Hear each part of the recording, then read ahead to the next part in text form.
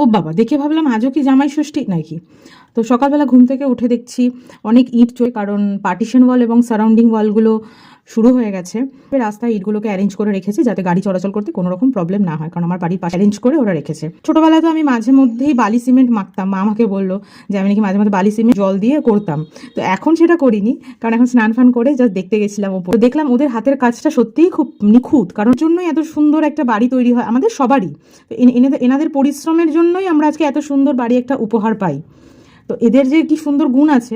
রাত্রেবেলা এসে মা দেখছি জামাইকে সুন্দর করে খাওয়াচ্ছে, কারণ মার বাড়ি হচ্ছে, মা তো খুব খুশি।